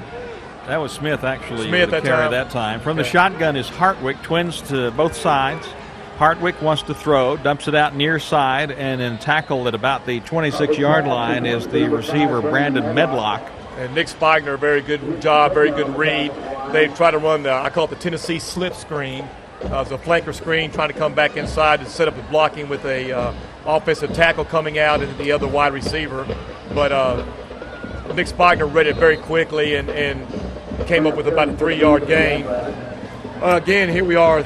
Third and long, this big play. At best, they'll get another shot at a field goal if we can stop them here. Third and about 16 for Forney at the Greenville 26-yard line. From the shotgun is Hartwick with Twins to the far side. Rolling right is Hartwick. Penalty markers are down. Throws it deep, caught at the 8-yard line, and then knocked down at the 8-yard line is Austin Williams. Let's see what the flags are about. And Earl says against Greenville. Greenville, he doesn't know. Earl doesn't know. This is a magic moment. Here comes the referee. False start against the Forney Jackrabbits. And I'd just like to brag for a moment, if I can, just in case Perry Cummings and Rick Espino are not here at the game and they're listening on the radio, I'd just like to brag for a moment. Gentlemen, the restroom is about 2 yards behind me. Yeah. And it's large. And it's convenient. It's convenient. It's very nice. Yeah, it's still haven't figured that one out yet.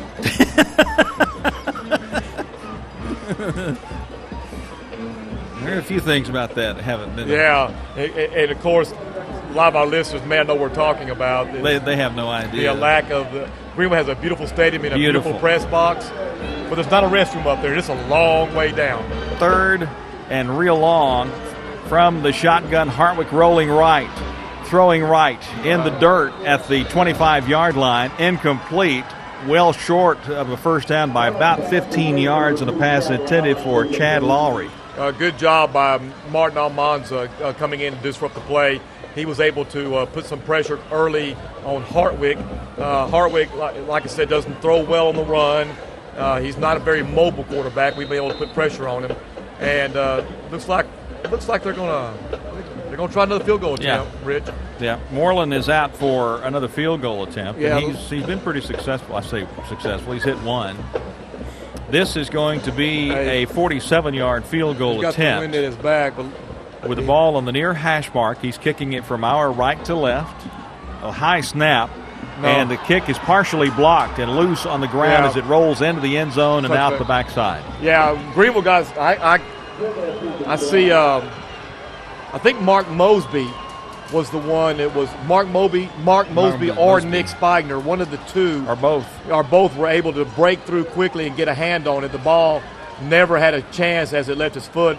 Good job again by the Greenville defense. We've talked about them all night long. And once again, they've kind of rescued us. And Greenville takes over on down, at the botched attempt on the 30-yard line. Well, blocked attempt. Yeah. It was blocked.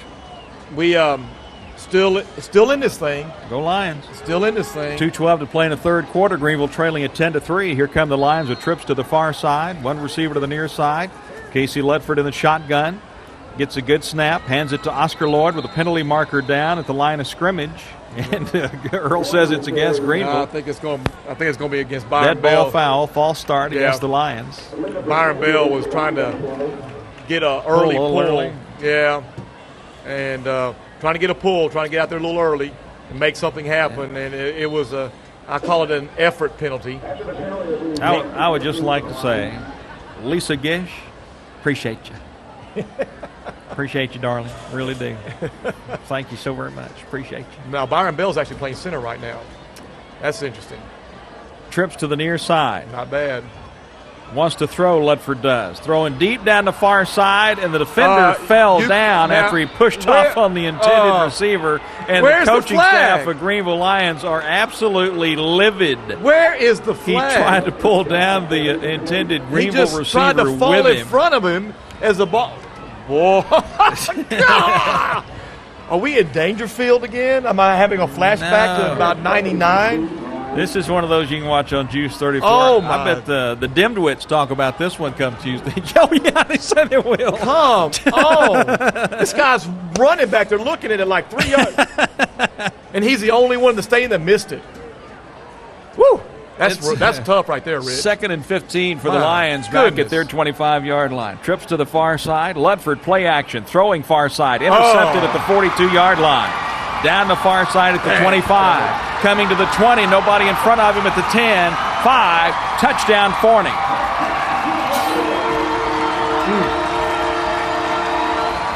And it goes back to no penalty being thrown on the attempted tackle by the defender on the intended receiver for the Lions on the play just before. Yeah, that is truly a sad turn of events for Greenville from the aspect that it was a blatant pass interference. I mean, it wasn't incidental contact. It wasn't just a brush by, grab him. He tried to pull him down as he ran past him. Justin Price, number 24, was the next play's the interception takes it in. Here's Moreland for the PAT for Forney. Gets a good snap. The kick is up. And it is good. A 17-3 lead for Forney with 1:50 to play in the third quarter. And we'll be back when Greenville Lions football continues in a moment.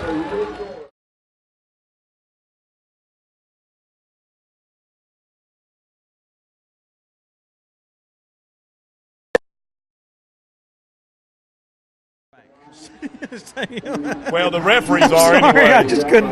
That was just too easy. The referees are in the bank. I just couldn't. From what I just have seen. No, you can't say that on the air. Well, you can't say that. 17-3. I'll say that. Forney is leading it. Moreland is on to kick it off. It looks like they're lined up to come spook the ball again. You know what? I tell you what bothers me is that, you get beat, you get beat.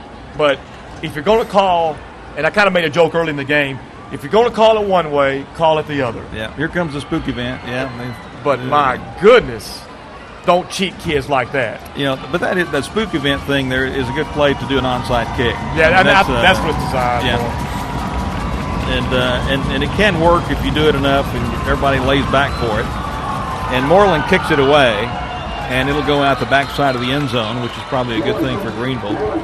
And they'll get it 1st and 10 at the 20-yard line, trailing 17-3 with 1:50 to play in the third quarter. Seems like we're going to be late in the fourth quarter. Well, we've got an uphill battle now, but like I said, just this has been a very frustrating game to watch. Well, I'm promising you when you watch this on Tuesday on Juice 34, not only will you see the play, but watch the reaction of the Greenville coaches. It tells you everything. To the man, you will see them almost come out of their clothes. It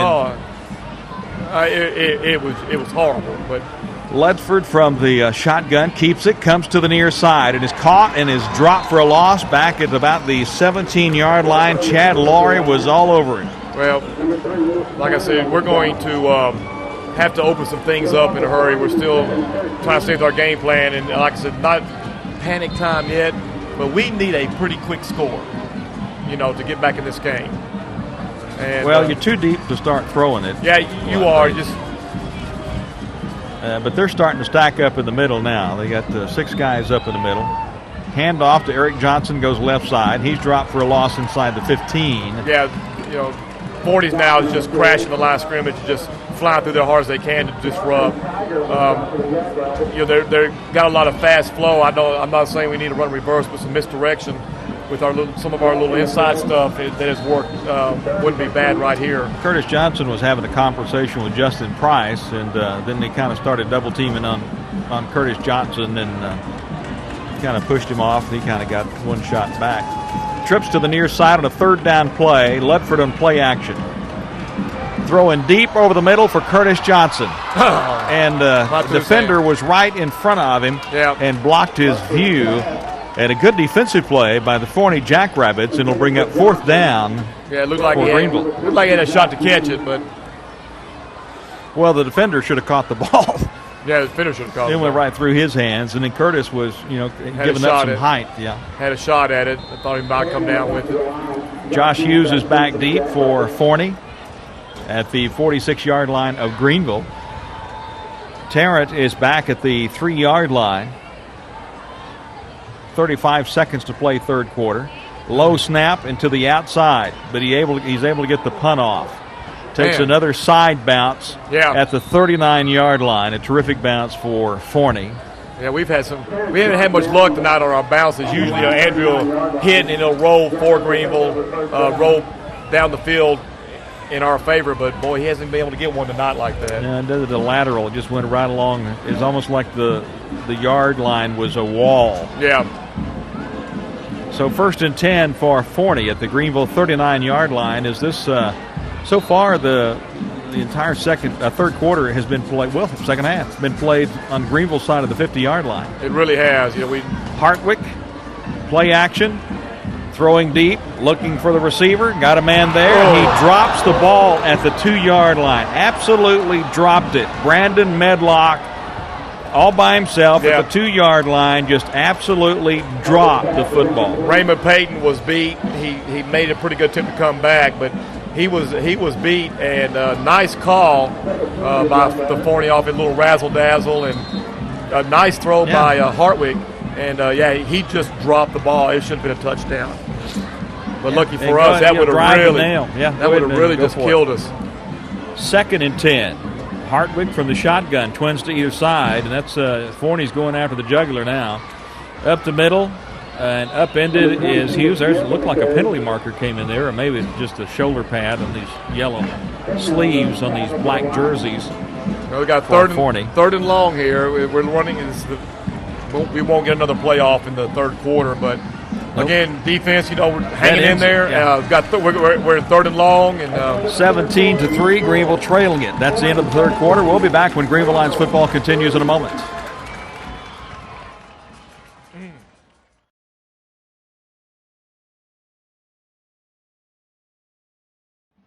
Welcome back.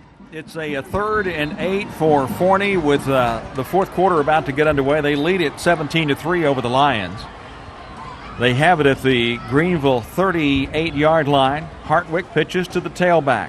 He crashes the right side, and Smith is there to get tackled. Yeah, Daniel Coleman, good job playing linebacker. He and Martin Almanza, minimal game of about 1.5 yards. Now, see, this is how bad it was in the third quarter. Forney had 12 plays for 2 yards, 5 minutes and 42 seconds. Greenville had 16 plays for -1 yard, 6 minutes and 18 seconds. Just getting after each other pretty good. Of course, Greenville kept hiking the ball over. We kept hiking the ball over our heads. Hurting ourselves. So 4th down play, and Forney is on to punt. Gets a good snap. High punt.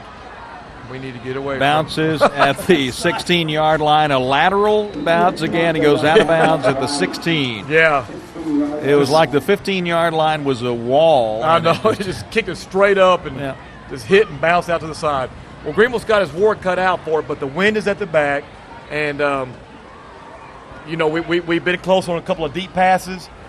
We've been close, a couple of shoestring tackles on some plays, and you just feel like we're going to pop one here in a second, and just really get back into this game.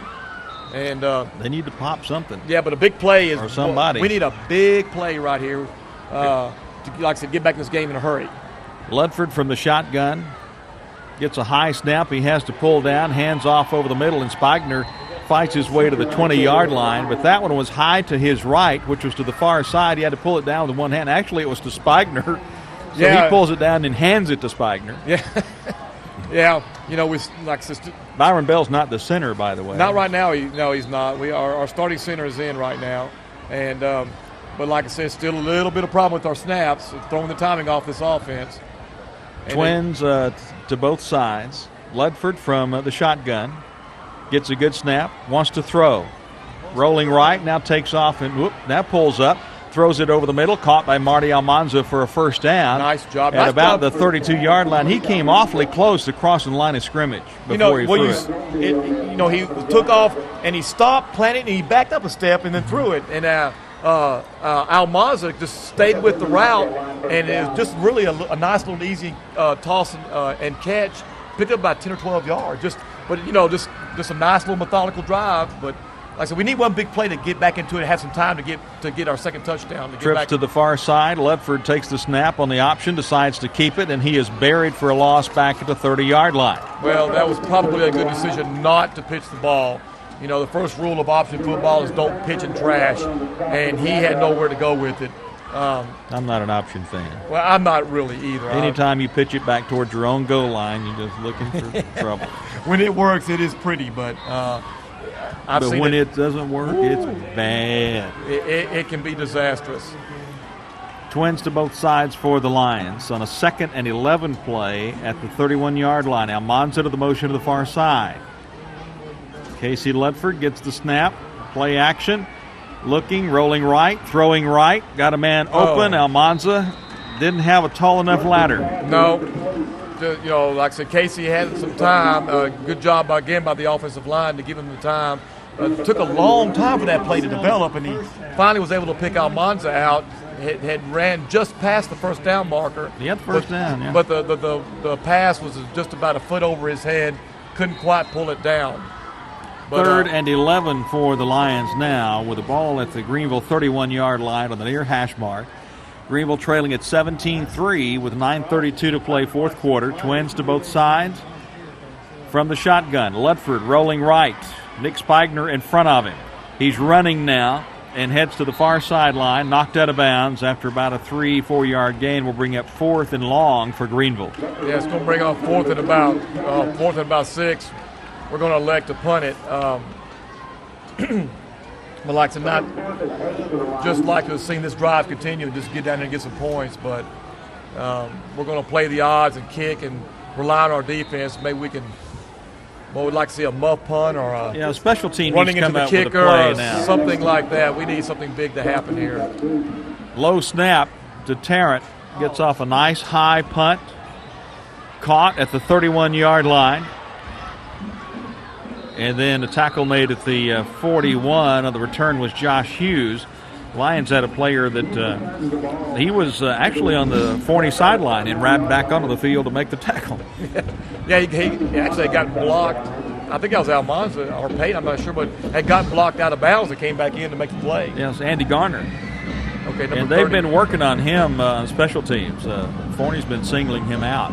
They've held him down on the ground and just laid on top of him. Well, Forney has gotten away with a few holes, it looks like tonight. But right now, defense, ask one more time to step up and make some plays here. Let's try to get this ball back. Yeah, Forney's going to run the ball, eat up the clock. 2 receivers to the far side. They hand it off to the tailback. Smith's got lots of running room at the 50. Breaks it outside at the 45 to the 40. Loose at the 30. Inside the 30 and then knocked down at the 27, and penalty markers fly on Peyton, and probably we're going to get a face mask. Yeah, well, the Greenville defense had met him at the point of contact, which was really about the line of scrimmage, and we had 2 lines just run past him. He kept the play alive, darted, dodged, danced, and just a good effort. Ooh, I don't think that was a personal foul. I thought it was more of an incidental, but we're not. Yeah, get that here. I don't know what I was smoking. Yeah, not tonight. Not tonight. We're not going to get the calls tonight. 9:01 to play in the ball game. Greenville trailing at 17-3, and Forney threatening again deep in Greenville's territory, courtesy of another penalty. And Hartwick lost his towel, so he has to go back and get his security blanket. And now he'll return to the huddle. They haven't started the play clock yet. Now they have. Has receivers wide to either side. Smith, the sophomore, is the tailback. Hartwick under center, pitches to Smith. Runs into the back of Hartwick and then is dropped for a loss back at about the 18-yard line. Well, good job. Greenville defense just clogged up the middle. Jermaine Hamilton and Marty Almanza. Yeah, and then Almanza was able to finish him off. As he Mark Mosby was there. Yeah, nice job by the Greenville defense. Able to drop him for about a 6-yard loss. And with this wind at their face, we can continue this. Hartwick was waving at the sideline like, hey, remember me? I need a play out here. 8:12 to play in the ball game. Clock is rolling. There's 8 seconds on the play clock, and they just now broke the huddle. Well, like I said, clock's starting to work against us now. We'll see. 2, 1, they get it off. Hand off to Smith on the pitch, and he is knocked down at the 18-yard line. No gain. It brings up 3rd and long. Unfortunately, right now the clock is going to begin to work against us a little bit. We're going to a lot actually. Yeah, it's getting tough now. We got to have 2 scores, and not impossible. Not impossible. Just need something to happen quickly. Like get the ball back right here. Or intercept the pitch or something. Fumble. To get the ball back quickly and get a quick score. And 17-3, Greenville trailing it. 7:24 to play in the game. 3rd and about 15, 16 for Forney. And timeout is called by Forney with 7:16 to play. Greenville trailing at 17-3. We'll be back when Greenville Lions football continues in a moment.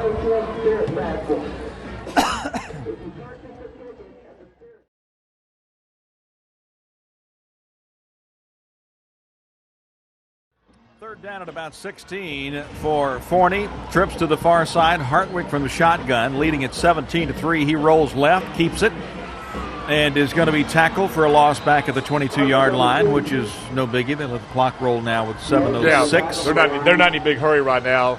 Looks like they're going to come on for a field goal attempt. It's going to be about another 37, 38 yards. But Moreland is on to a kick, and he'll be kicking against the wind. Ball will be over on the far hash mark, and this is going to be a 38-yard field goal attempt against the wind. Now's when we need that nice block and pick it up and take one in from the era. Would be nice. Yeah, right-footed kicker. Something good for us to happen right now. Waiting on the snap. It's down. The kick is up. And it's got the height and the distance and is no good off to the near side. And so the score remains 17-3. Greenville trailing it. 6:27 to play in the ball game. The Lions take over on downs, and the defense again continues to do a great job. Defense has done a good job. They've given up 1 touchdown tonight, and the other points have come on miscues, unfortunately, by the offense for 10 points, or it'd still be a 7-3 game right now. Anybody's game. Well, if I recall correctly, and Earl will be quick to correct me, but I think that's the 3rd interception this year that Casey Ludford has given up that's been returned for a touchdown. At least 3. Ludford wants to throw again. This one is batted back down in his face and almost caught by one of the Forney players. Yeah. Good job by Forney's defense. They were just out there running. And we have an injured player down on the field. We'll take a timeout with the officials with 6:22 to play in the game. Greenville trailing at 17-3. We'll be back when Greenville Lions football continues in a moment.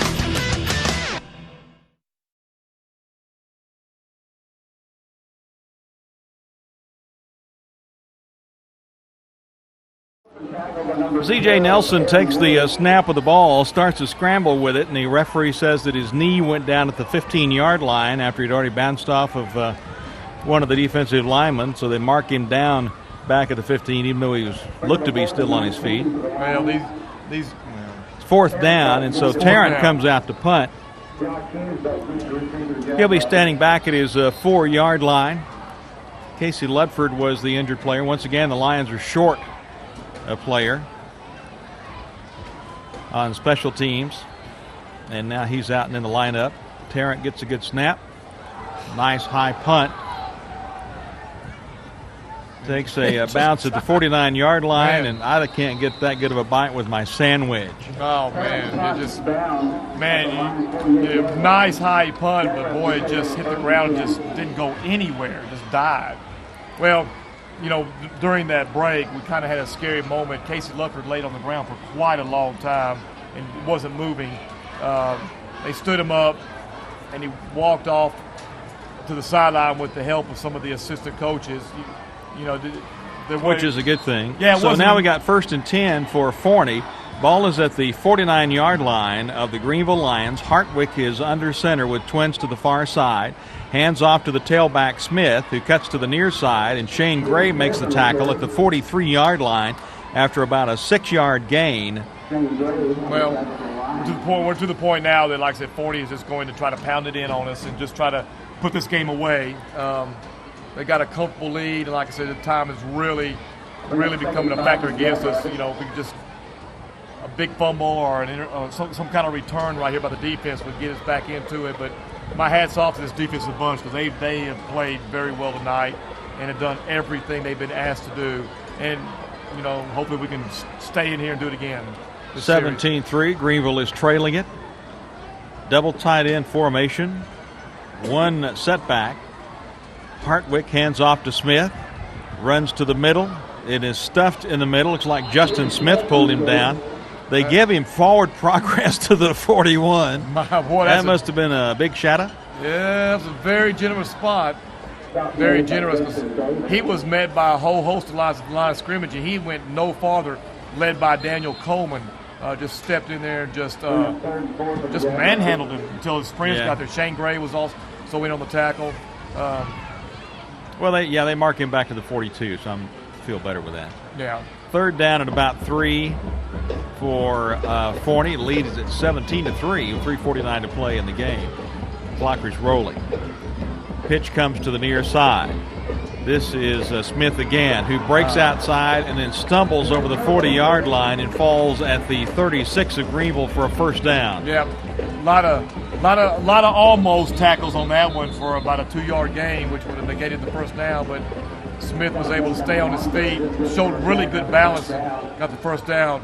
It looks like Martin Almanza is on the ground. So we have another timeout here. So we'll take a quick timeout with 3:37 to play in the game. Greenville trailing at 17-3. We'll be back when Greenville Lions football continues in a moment.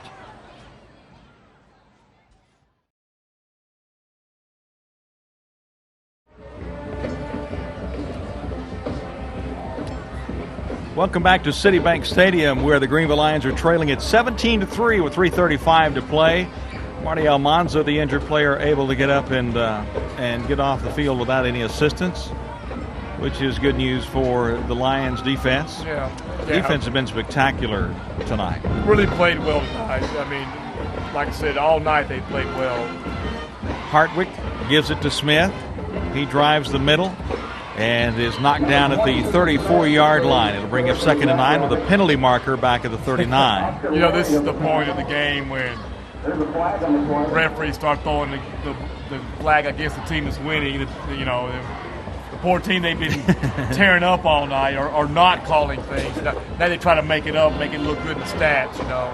This will probably be against, that's what I thought. It's against Forney. False start against the Jackrabbits. These are makeups to look good in the paper. That's all this is. 3:08 to play in the game. Greenville trailing at 17-3.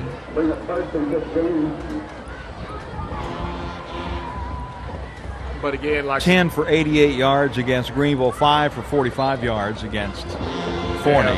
But it's been that way for the last 3 weeks for the Lions. And the no calls, including one big one tonight, have haunted us this year too. 1st and 15 for Forney at the Greenville 41-yard line. 2 receivers to the far side. I formation. Smith, the tailback, gets the handoff. Pearson McIntyre wraps him up and takes him down at the Greenville 36-yard line, and then helps Smith up. Yeah, Pearson McIntyre, Daniel Coleman, and Shane Gray all converge for about a 4-yard gain. Well, I guess about a 5-yard gain, which brings it back up to 2nd and 10. But like I said, again, they're just lining up, pitching the ball, just trying to take as much time off the clock as possible to try to get this game. Which is the typical. Yeah, which we're at 2 minutes SOP, now. Yeah, we're at 2 minutes now. But you just gotta. Your heart goes out to this Greenville defense because they have played so well now. They've given up 1 offensive touchdown, and just other mistakes throughout the night just really killed us. Yeah. Blocked a field goal attempt. Yeah. Here comes the Jackrabbits on a 2nd and 10. Hand off to the tailback again.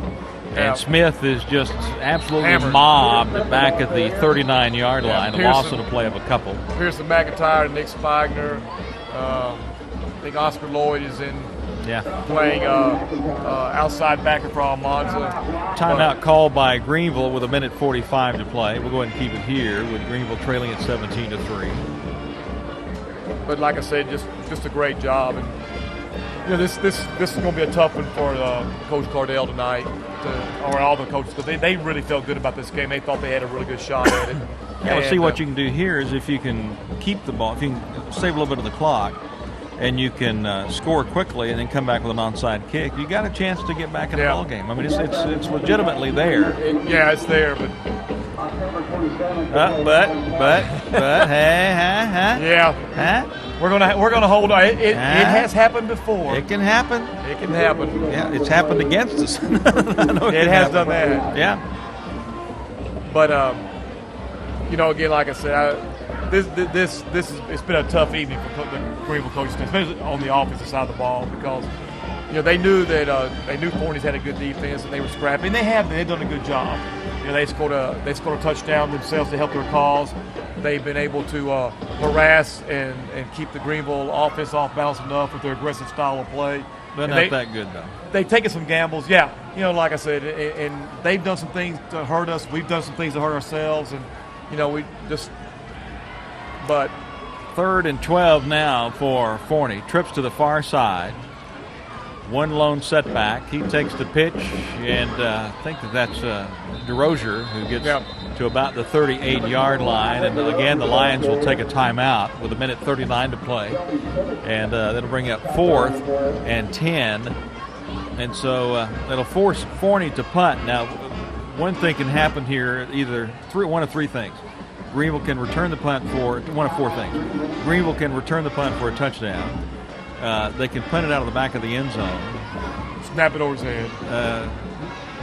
One of 5 things. Block the kick. One of 6 things. Okay. I mean, there's all sorts of positive things here. If you start counting them up, that can happen. That's good for Greenville. Yeah. But they can also coffin corner it, which bears it, inside the 5-yard line. Like it's been doing all night, hit the ground and roll to the side. Yeah, it could roll out the back of the end zone. Lions get it at the 20-yard line. But that's why you play the game. You just have to wait and see what happens. But there's so many good things that could happen. Oscar Lloyd is back deep. Curtis Johnson has, against Sherman, has run back a kickoff for a touchdown and changed the complexion of that game. So it's certain everything is in place for something special to happen. Matt McEwen is back to punt, gets a skip, coming after it, and it's a end-over-end punt that bounces at the 12, and then it is captured by a Forney Jackrabbit at the 11-yard line. And guess who that was? Justin Price is the one who captured it. One of the Lions kind of bumped him as he kind of made a move after it. A little nudge, nothing major. Yeah, nothing major. Price is the one who tried to tackle the Greenville receiver earlier that got the no call. Whew, yeah, boy, he's had a big night, hasn't he? Oh, man. Boy. One play is all it takes. Man, not to talk about it yet, but that one play was the turning point of this whole game. Trips to the far side for Greenville, 1st and 10. C.J. Nelson at quarterback for the Lions, replacing the injured Casey Ludford with a penalty marker down. False start charged against Greenville. So that'll back them up 5 yards. So C.J. Nelson working uphill with 1:27 to play in the game. Greenville trailing at 17-3. And they are at home next week. They'll be hosting Mesquite Poteet. And always like playing the Poteet Pirates. That's always an interesting contest. Well, yeah, and we're not out of it yet, but it sure does hurt. Our chances are it's going to be tougher to get in the playoffs. C.J. Nelson takes off running up the middle. Now backs up to the 5, runs to the far sideline, turns at the 10, and is out of bounds. Let's see where they're going to mark it down at about the 17, 18-yard line, short of a first down. We'll bring up 2nd down and stops the clock at 1:18, so he did good by getting out of bounds. So to bring up 2nd and about 4 for the Lions at their own 19-yard line. They're moving right to left with the wind at their back. Yep. Eric Johnson standing to the near side of C.J. Nelson with twins to both sides. C.J. back to throw. Right side, and it is outside and almost picked off. Kevin Heath, meanwhile, is still running down at the 40-yard line of Forney. Throw it to me. I'm way out here. I'm open. Yeah. Like the C.J., this little miscommunication, I guess, with Ronnie Stanton. They probably hadn't worked much together. Yeah, he came inside, and C.J. threw it outside. Right. And I don't know what, they're both got their reads on what they need to do. 3rd and 4, penalty markers fly, this time from the umpire. And he was quick with that whistle. Yeah. But the Lions' offense just has not been able to get it together from the word go. False start charged against the Lions. Yeah, very frustrating night offensively. Yeah. Very frustrating. Defense played well enough not to win the ball game. Easily. Oh, yeah. Very good job defensively. But the offense is just, it's had a rough time tonight. Probably the poorest outing we've seen offensively this year.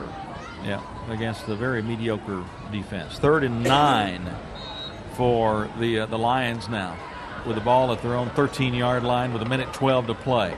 Nelson rolling to the near side. Under pressure, and down he goes at about the 8-yard line of Greenville to bring up 4th and about 14. And again, Kevin Heath is down at about the 40-yard line of Forney. Well, it looked like C.J. was trying to cock it and unload it, and he's not real tall. Maybe he probably couldn't see, and Kevin's not real tall. May not be able to see him over all the shirts starting to swarm in on him.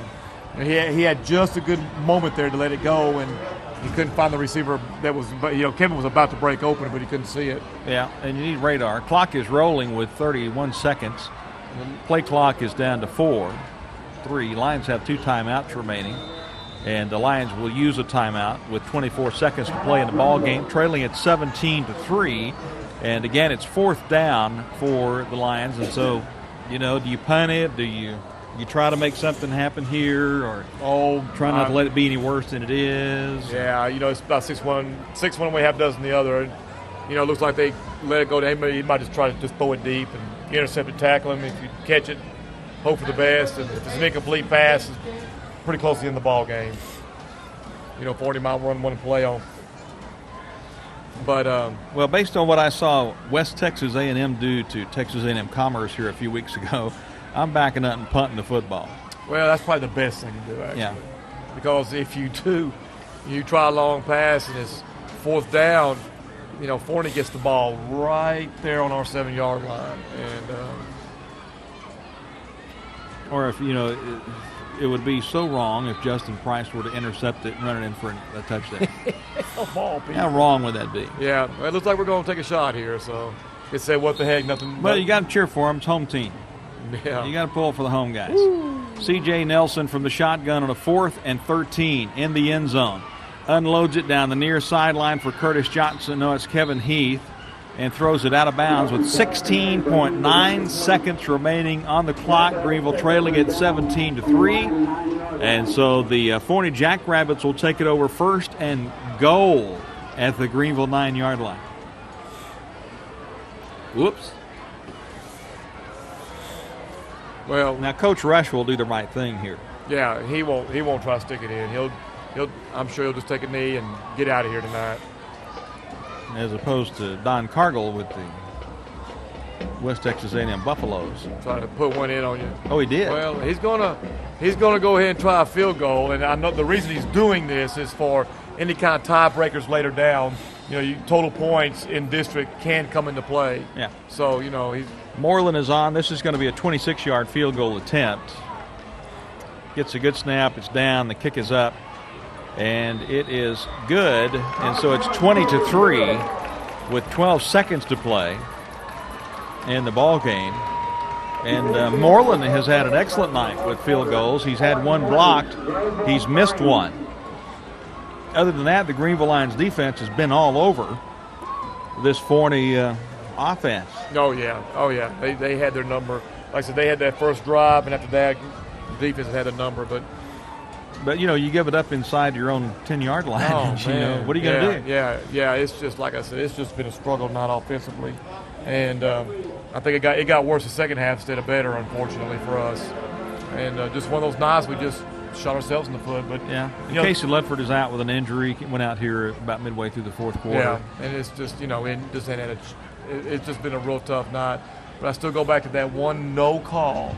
That one play really changed the complexion of this game, because the very next play, kind of a desperation play, yeah. It was an interception. The kid took it in, and all of a sudden, from a one-score game, now we're down by 2 scores, and the time is running out on us. That really And earlier we had the interception and got called for the pass interference on the interception. And that pass interference would have put the ball around Forney on Forney's 32-yard line.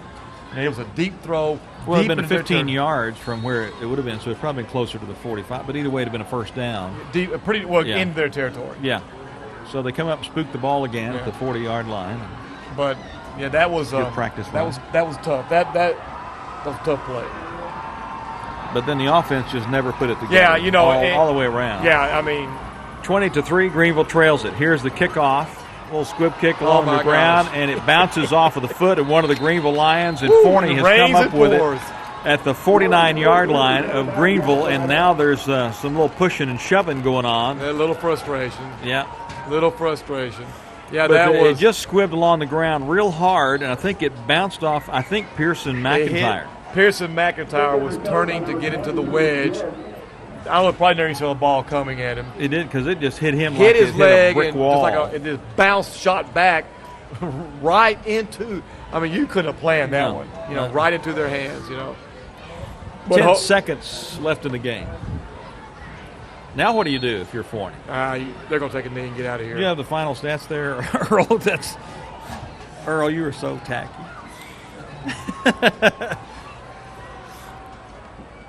So Forney has everybody up, and Hartwick will take a knee, and that will be the last play of the game. 20-3 is where it's going to end. The Greenville Lions will fall to 2-2 in district play, while the Forney Jackrabbits get to improve to 3-1 in district play. And the Greenville Lions have not yet released the players to go through and shake hands. And now Coach Cordell has called them out and released them to let them go through the line. But the final score is Forney 20, Greenville 3. We'll be back to take a look at the final stats from tonight's game when Greenville Lions football continues in 2 minutes.